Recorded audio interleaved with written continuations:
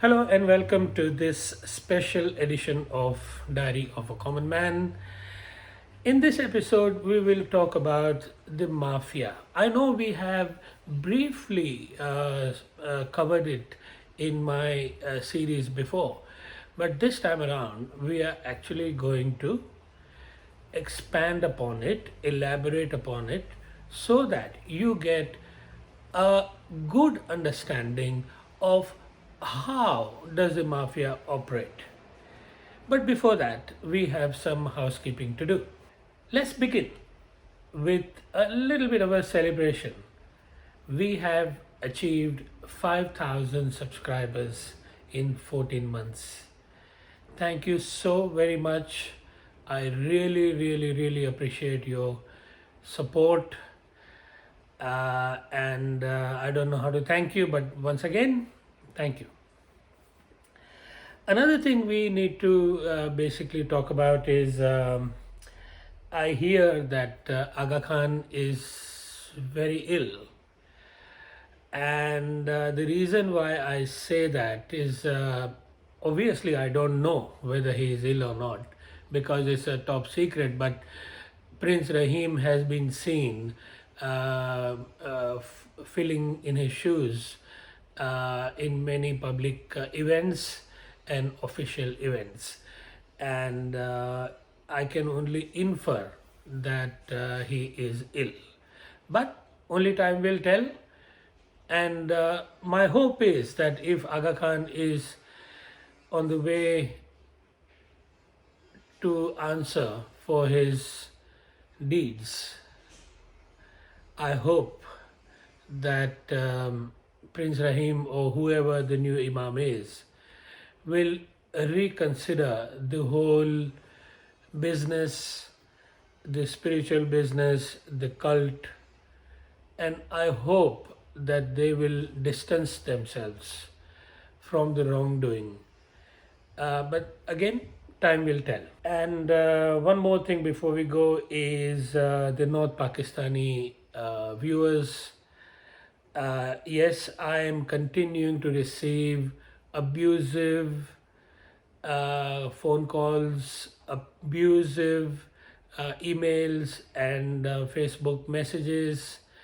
And what I would like to talk about today in relation to those viewers is I would like you to understand that this behavior is benefiting me. So please continue to do that, because the more you do it, the more collection of the beautiful, colorful language that you're using will be used against you, your imam, and your community. So thank you for advertising yourself on the world stage. But if you should decide that this is not the correct method of objecting to Salim Lalani, consider this. Look, I understand that you are offended. I know that.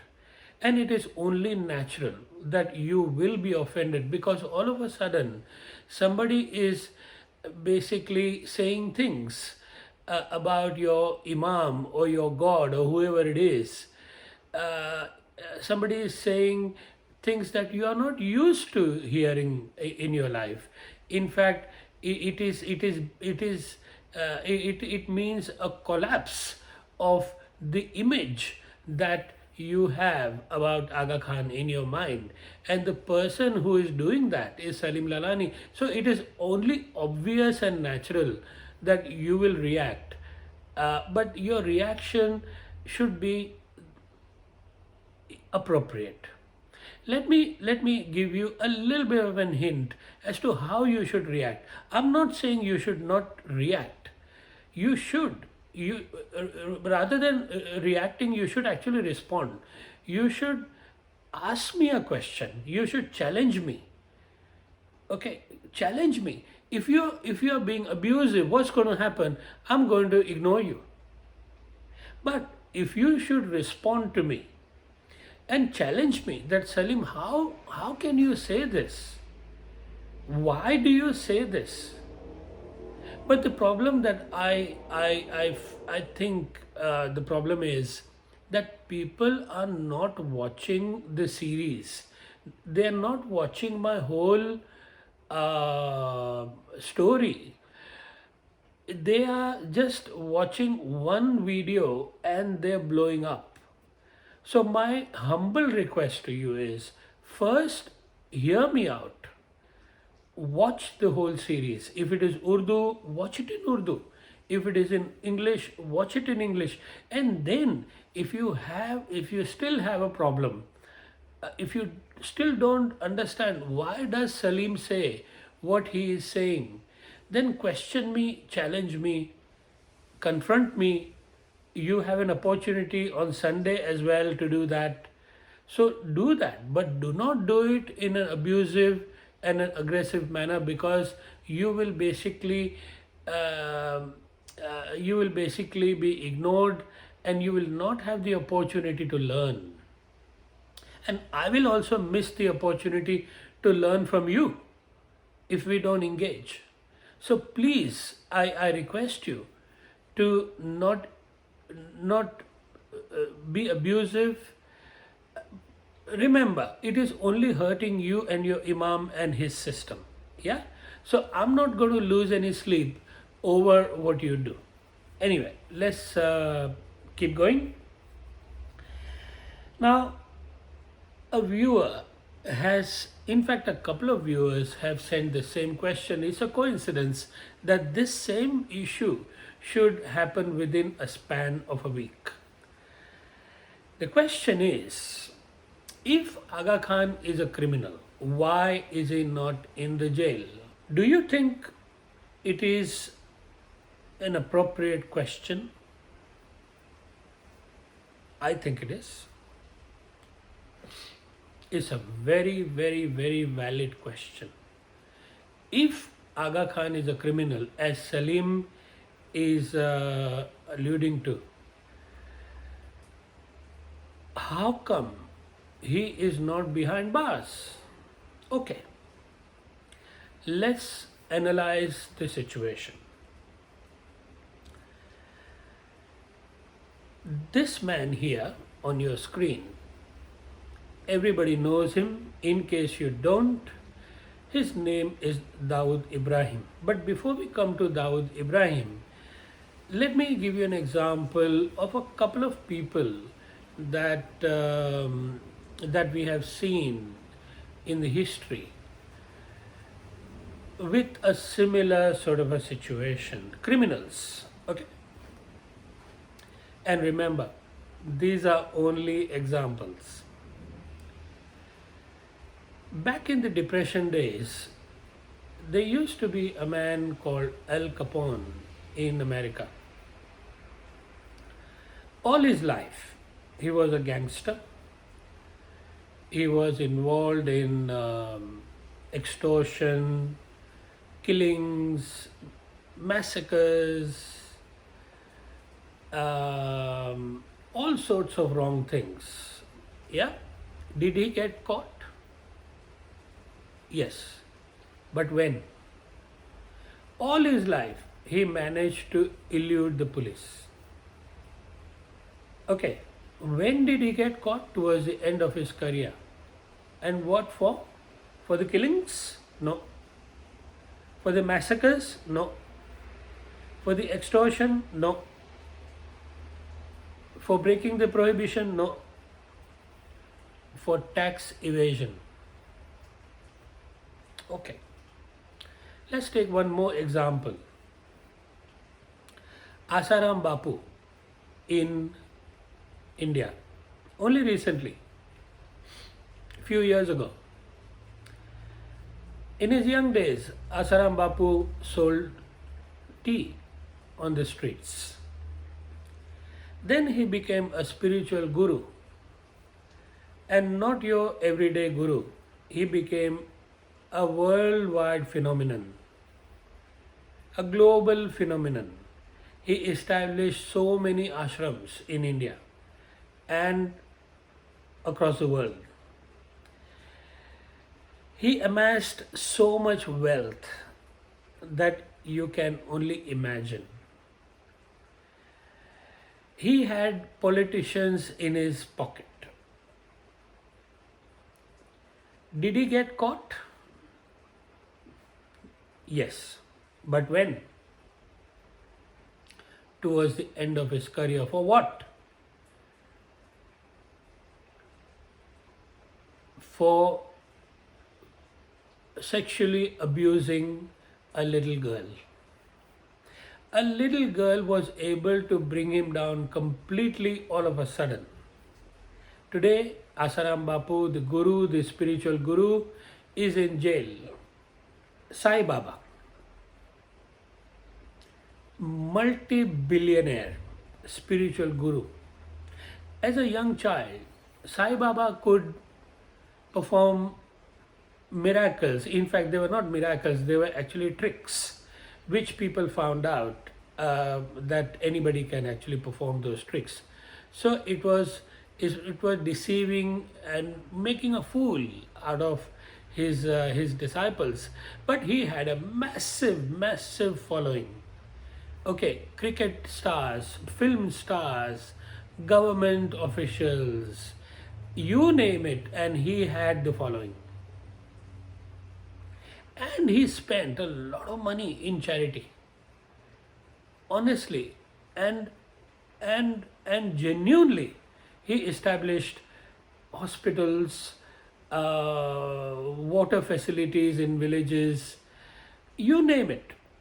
He did that, but he was still a criminal.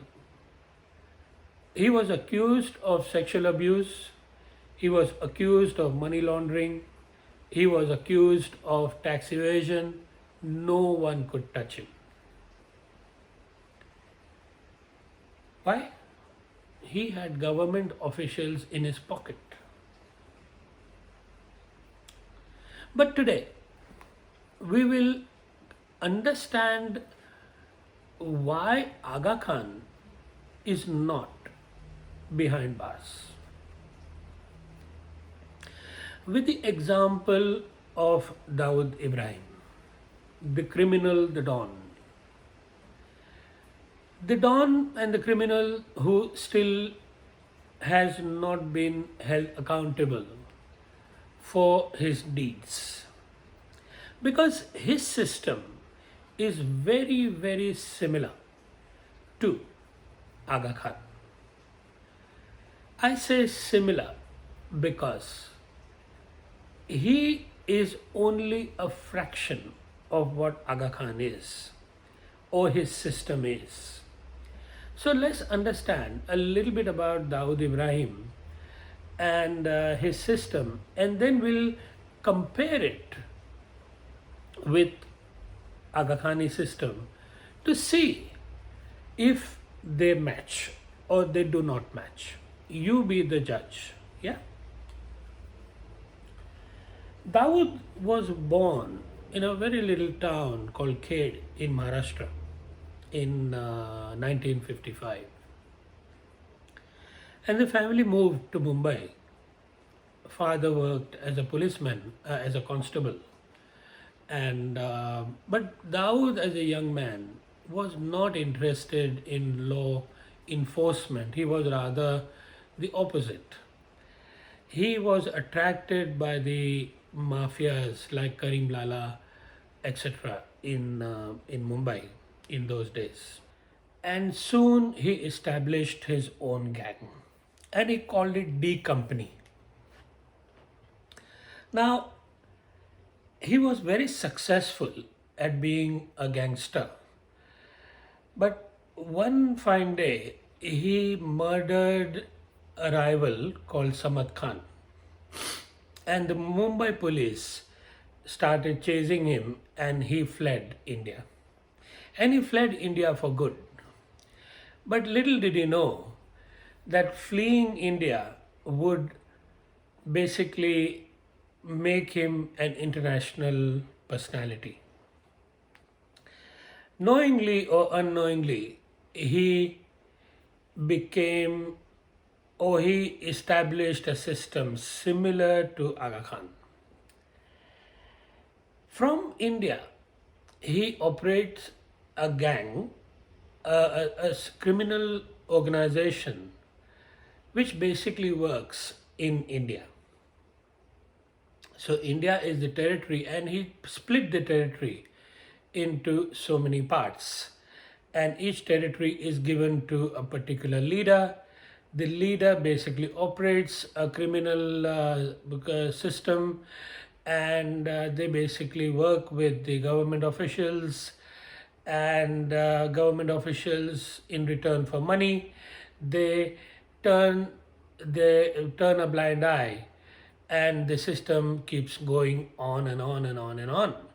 Not only did Dawood uh, make inroads into the Indian government, but he made inroads into the Pakistani and the UAE government as well. And that is the reason for his success, that he was able to get the important people on his side. But then that's what wealth can do. That's what power can do. That's basically how Dawood operates. Now let's look at how does Aga Khan operate exactly in the same way. First of all, you do not live in the country where you operate your system. Does Aga Khan live in India? Does he live in Pakistan? Does he live in USA, Canada, Africa, UK? No. He lives in Portugal, where there's hardly any follower. There will be in the future, hopefully, but he doesn't live there. So number one, first step, if you want to basically run a criminal organization like Dawood does, you basically distance yourself from the country where you want to commit the crime. Second thing you do is you buy the government officials. Okay. Does Aga Khan do that kind of stuff, or does he need to? Yes. I'll give you two examples. One is Prime Minister Trudeau and one is President Sarkozy. President Sarkozy is a well-known, convicted, corrupted politician. In fact, he was in jail for corruption. And it is a well-known fact that he gave tax exemptions to Aga Khan and his system at the expense of the French people.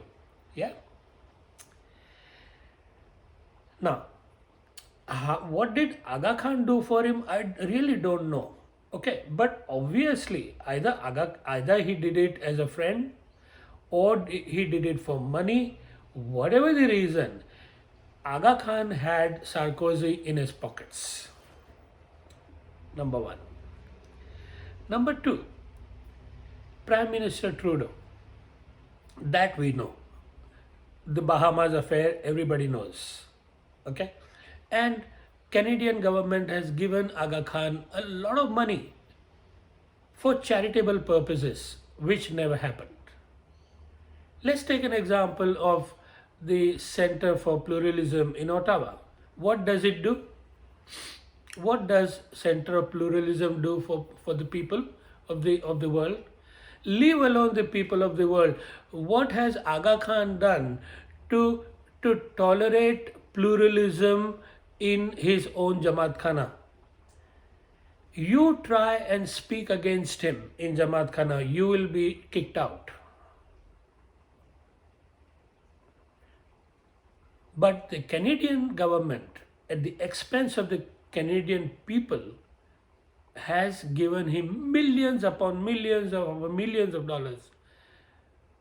Where did all that money go? Where does it go right now?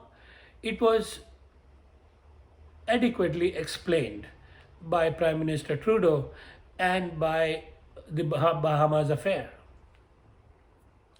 Now, these are the heads of governments in in first world countries, France, Canada. But what about India? What about Africa? What about Pakistan? With Pakistan, I think you may have heard me telling the story of how the media is scared. In case you haven't heard that story, let me know. He has Pakistani government in his pocket. He had it all the time. Okay.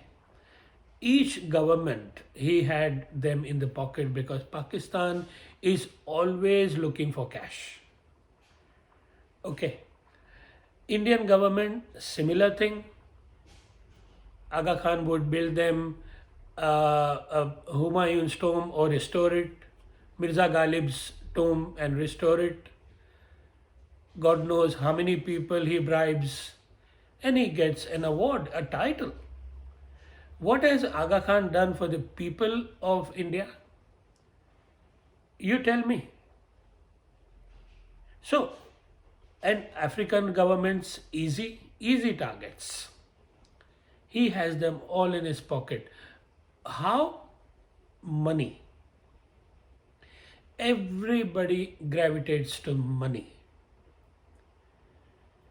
And whether it be a state of head of a third world country or whether it is the state of head of the first world country. But with the first world country, I must admit that not every first world country would fall for Aga Khan. For example, Australia. For example, America. They will not. Okay.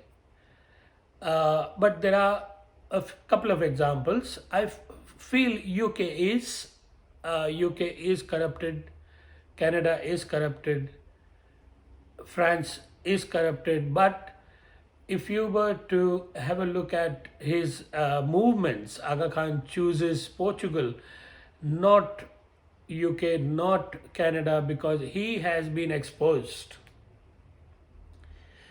Public in those countries, actually even France, public in those three countries know Aga Khan is a criminal. He is a fraud. He had to leave in old age. In old age, he had to leave France. And he couldn't go to Canada, couldn't go to UK because he has been exposed. He basically put the president of Portugal in his pocket because Portugal is in deep financial trouble. Ever since GFC, it has never emerged. It has never recovered from GFC and its consequences. Yes, he has the president of Portugal in his pocket. So, that's what Dawood did as well, remember? He had people in his pockets. That's another similarity.